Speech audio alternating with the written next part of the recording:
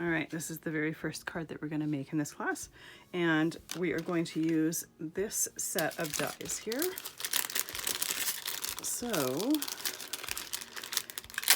the paper that I used for the die cuts is actually watercolor paper.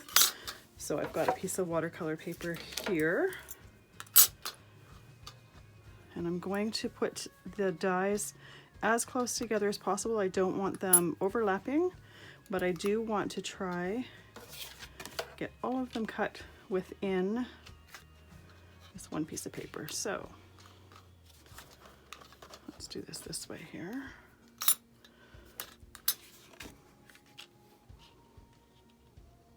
If you wanted to, you could put take a dry erase marker and mark your plate so that you know you got them all in one place here.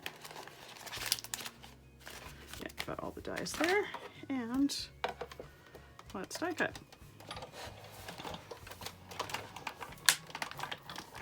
So yeah, it's crucial to make sure that you do not overlap them in any way, because you will wreck your dies that way. And if by chance you do something like this where it's only cutting out a part of it, there's some extras on the side. We can always cut another one. All right, so those all are cut there. Oh, that's why that was not sitting properly. I had a die sitting underneath another one that I didn't want to use, so I didn't go looking for it. But it cut anyways. All right. So this piece here is the one that didn't cut out properly, so I'm going to put it through one more time. And I don't need that whole piece of paper, I can just use just a little bit.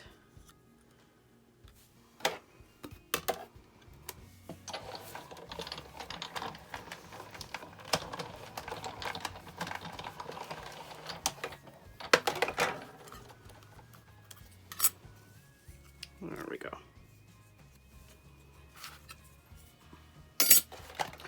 Get rid of the machine.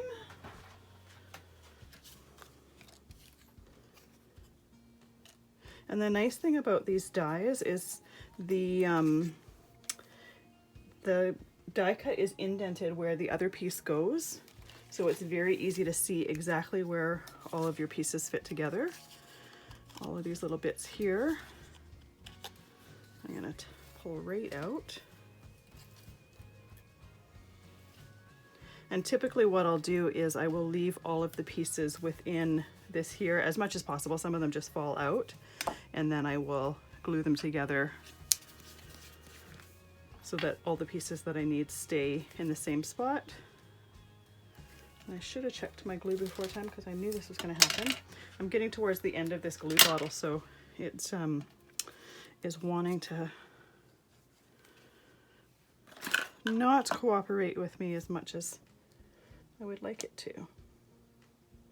So yeah, the nice thing with the outlines and the little bits having an outline indented right into the die cuts is you know exactly where they are intended to go.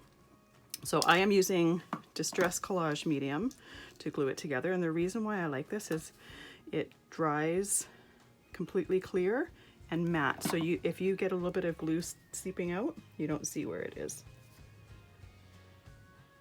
And if you wanted, you could do your painting first and then glue all your pieces together. But I found by doing it this way, I knew exactly what was where, and I found it easier to paint. I tried it both ways, and I found this way a little bit easier to paint because I knew exactly what was raised, how high it was raised, and it was much easier to see what it was going to look like by just doing it that way. So this has moved. All right, I'm going to pause this till my furnace turns off. All right, my furnace is off and I can continue. So while I was waiting, I took the time to organize everything so that I could throw away any of the bits that fell out of the die cuts and lay the ones that I was going to need close to where I was going to need them. So I'm using these Brushstroke flower die cuts for this particular class. You could do these same techniques with other flowers. They would work exactly the same, just have a different look to them. but I hadn't used my dyes yet, so I thought it would be a great way to use them, and I just love the way they look. They're meant to look a little bit like watercolor flowers, and I have started getting back into watercoloring and tried my hand at a few flowers, but still a long way to go. So this particular one here does have pieces that can be pushed out in order to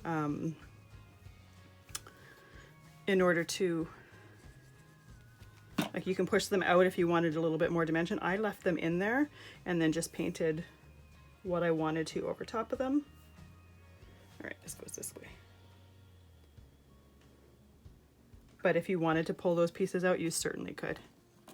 For what the look that I was intending, it didn't matter whether they were in or out. So I figured I'd leave them in there, because this particular one, I'm enhancing some of that little center bit with some Stickles just to add a little bit of sparkle to it anyways. So I can't remember if I said it in the other part or not, but I'll say it again if I already said it. So I'm using Collage matte medium, and what I like about it is it's completely clear and it dries matte, so if there is any glue seeping out, you won't see it. And I thought by using that, if there was any glue seeping out, that the paint or whatever medium we're using for the different flowers would resist it, but it's actually not the case. And all three of the mediums just went right over top of it, so I didn't have to worry too much about having glue seeping out and having that affect the overall result. All right, so these are going to dry for a few seconds, and it really doesn't take very long. I'll see you in the next video, and we're going to start to paint.